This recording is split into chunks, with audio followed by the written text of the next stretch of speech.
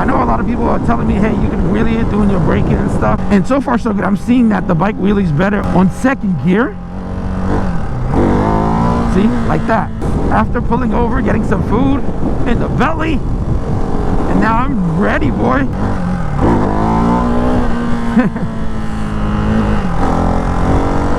And I'm just saying it right now, this bike is really, really dope. What's good? Welcome to another video, boys. Been out all day trying to crack in those braking miles. This is my beautiful Ducati Hypermotard 698 RVE model. Not the standard, because you know your boy has the flex. And I've earned that flex. Whew. Let's get to the road and get to the good stuff, man.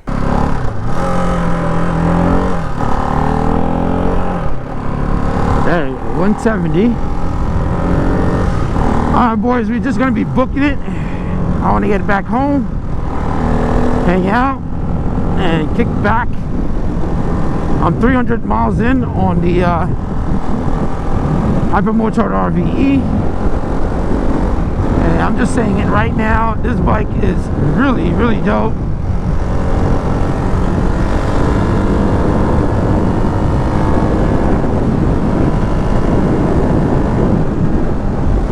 Oh, let's see if my settings stayed for wheelies.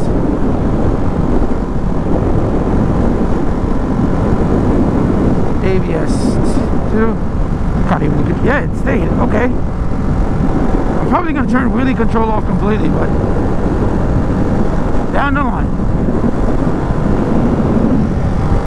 Temperature's definitely dropping.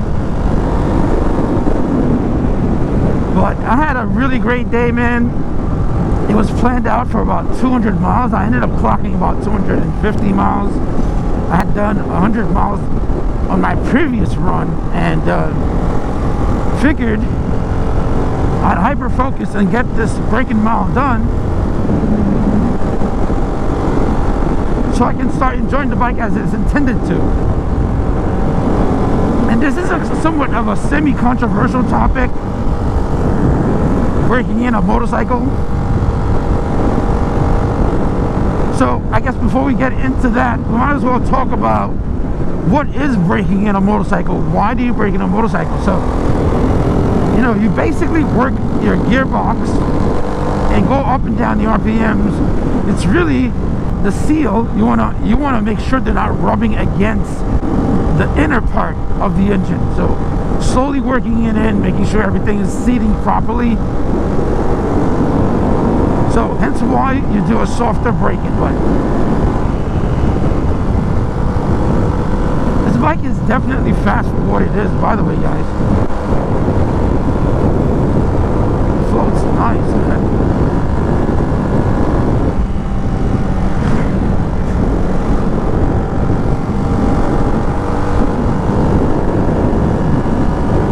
I definitely bring up the RPMs a little high every now and then.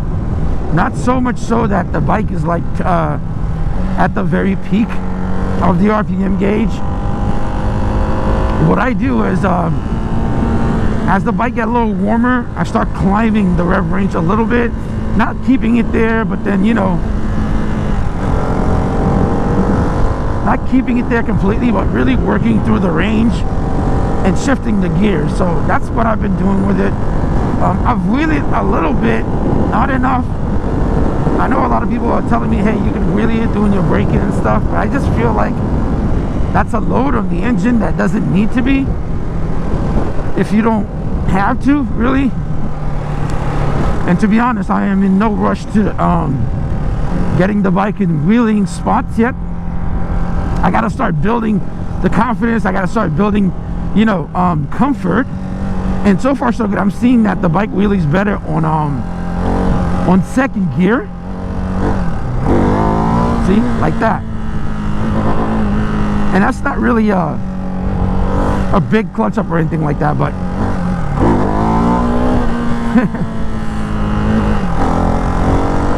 so, and I'm sure the bike wheelies at third gear fairly easy.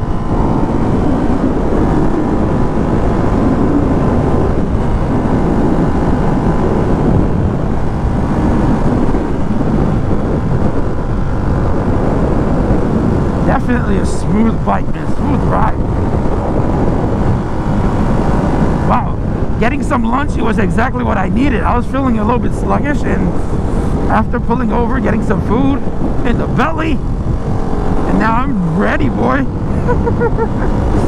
I was getting slightly a little bit bored of all the up and down shifting and everything else, but great deal, man. It's not as bad as it looks. It is gray out today, really gray, but overall it's about 55 57 degrees, so it's not really bad. It's just really gray. If it was sunny, it would have looked beautiful, but you know, I'll take what I can.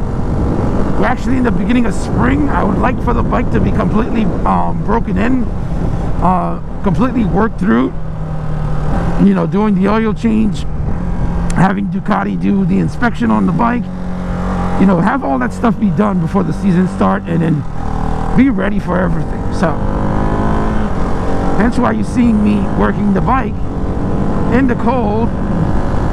And the good thing is I have heated gear on, so I could take a little bit more beating. As long as my hands are in great shape and my you know, fingers are in great shape, I'm perfectly fine. And to be honest, with this heated glove that I'm actually using by Hypermotard, I've actually had the glove on by the time I got near the ocean, because now it was pretty cold. But when I'm away from everything, like right now, it's just basically the insulation of the glove that's doing the job. I don't even have the gloves on. They're just warm as is.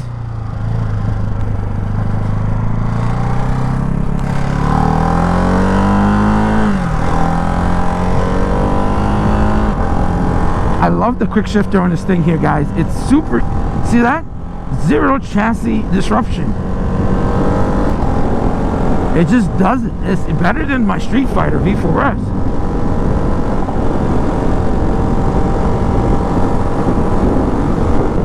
Definitely the bike for me.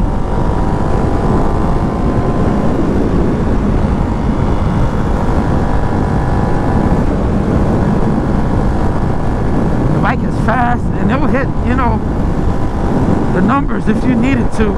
And granted, I'm only riding the bike, you know, to like 6,000, 6,200 RPM, nothing crazy. Imagine you're able to actually bring this thing out to its full potential after the braking. I mean, I'm sure you could hit easy 138 miles an hour with this bike. I don't know 100%, but based from what I'm getting now and what I'm pushing with it at 1,000 to 6,000 RPM, I'm sure you could get a little bit more. And I haven't done the airbox, I haven't done the exhaust, so there's still so much room for this bike to become completely alive.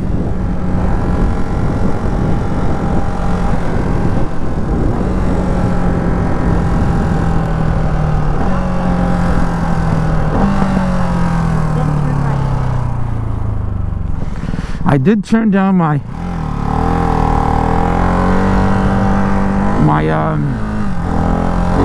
how do you call it? Engine braking.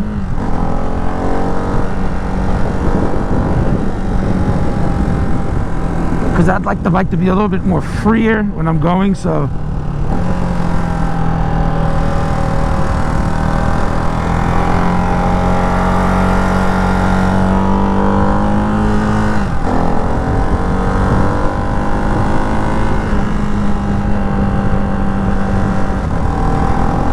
love that quick shifter, super smooth.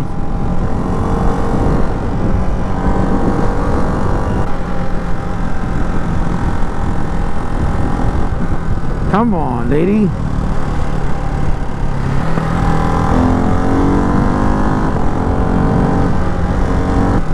There's nothing more crazy than after a long ride and you're ready to wrap it up, you're ready to go home, and you just getting into the work, boys. That was a cop. He's gonna be right behind me, and I already know he saw me vlogging, so he saw my hands going like this. So there's a chance right behind me. Yeah, that white car, definitely a cop.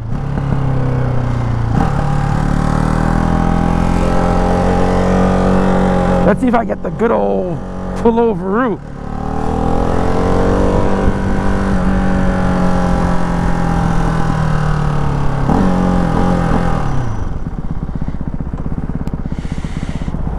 Oh, he left. Oh shit. He just not even followed. He was like, oh, he said, like me, fuck this traffic, I'm out.